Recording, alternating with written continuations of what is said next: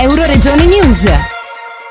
Ambasciatore Helbling, Friuli Venezia Giulia è più connesso con l'Europa.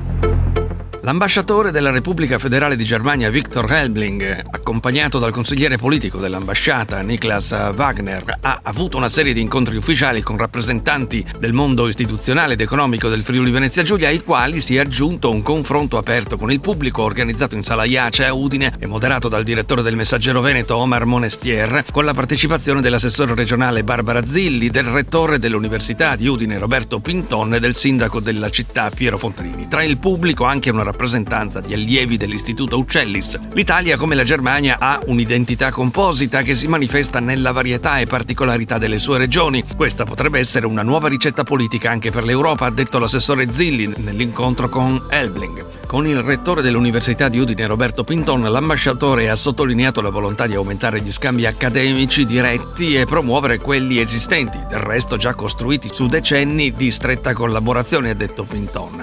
Ho la sensazione che in questa regione, a differenza di altri luoghi in Italia, sia meno necessario spiegare l'importanza della connessione con l'Europa, ha detto l'ambasciatore nel corso dei colloqui con gli accademici. Il rappresentante diplomatico ha anche avuto modo di prendere atto dei dati economici nell'incontro a Palazzo Torriani, sede di Confindustria Udine, accolto da Fabrizio Cattelan e Michele Nencioni, rispettivamente vicepresidente e direttore generale di Confindustria Udine, alla presenza del presidente della Camera di Commercio di Pordenone e Udine Giovanni Da Pozzo e del segretario generale camerale Maria Lucia Pilutti. La Germania rappresenta il primo partner commerciale per il Friuli Venezia Giulia. L'incontro ha toccato alcuni punti focali di reciproco interesse, in primis il tema della formazione. Partendo dal successo della formazione duale tedesca, anche l'Italia e l'area nordestina stanno facendo passi significativi.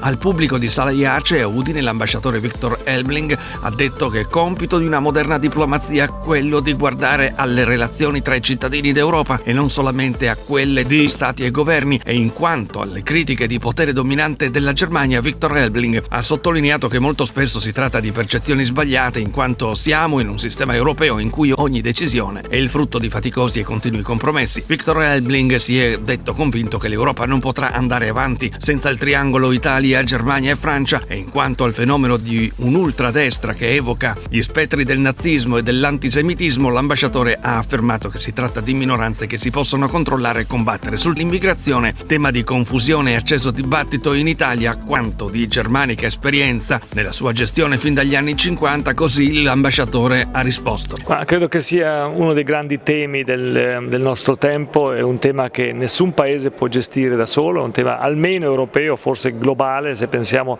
ai 60 milioni di persone che sono in movimento in tutto il mondo in questo momento.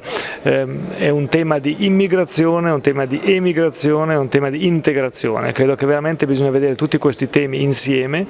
Alla fine, se parlo per la Germania, siamo un paese che ha fatto una buona esperienza di diversi decenni ormai con un'immigrazione e un'integrazione che ha funzionato, credo, abbastanza bene, non perfetta, ci sono tanti temi da risolvere, ma in generale credo che abbia funzionato abbastanza bene. Credo che alla fine tutti i paesi e l'Europa come tale abbia un diritto di dire vogliamo un'immigrazione che sia controllata, che sia legittima, che funzioni bene per quelli che vogliono migrare e anche per i paesi, per le società che ricevono i migranti. E credo che stiamo andando avanti su questa strada, abbiamo bisogno di più solidarietà europea in questo senso e trovare regole comuni. E sulla possibilità di impostare un dialogo corretto e costruttivo con i paesi dell'accordo di Visegrad, Cechia, Slovacchia, Ungheria e Polonia, che ritengono di non essere capiti dal resto d'Europa e con i quali il rapporto appare pericolosamente complicato e difficile, così l'ambasciatore si è espresso.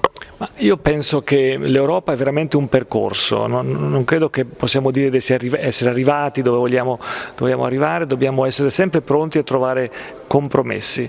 L'importante è che i valori di base che uniscono questa Europa, che sono alla base dell'unità europea, dell'Unione Europea, i diritti dell'uomo, lo Stato di diritto, no? La dignità umana, la libertà di espressione, che questi temi vengono veramente protetti in Europa. Lì credo che non bisogna transigere su questo. Per tutti temi che non sono in questi temi di base. Credo che dobbiamo essere sempre pronti a trovare compromessi. Questo è il modo che funziona l'Europa, è il modo come abbiamo avanzato anche in Europa. Non siamo molto veloci, ma credo che abbiamo fatto sempre dei passi avanti. L'autorità portuale di Trieste a giugno ha firmato un memorandum che dovrebbe portare a una collaborazione tra il porto di Trieste e un terminal che si trova nei pressi di Düsseldorf sul Reno, un memorandum importante per il dialogo commerciale ed economico con la Germania. Questo è un passo importante, se ne possono fare altri e la diplomazia può aiutare in questo senso, essere presente in questo senso? Io penso che sia prima di tutto un tema veramente commerciale, essenziale, molto importante, le connessioni che ci devono essere tra i porti che ci devono essere nel tema energetico in tutta Europa, credo che sono essenziali.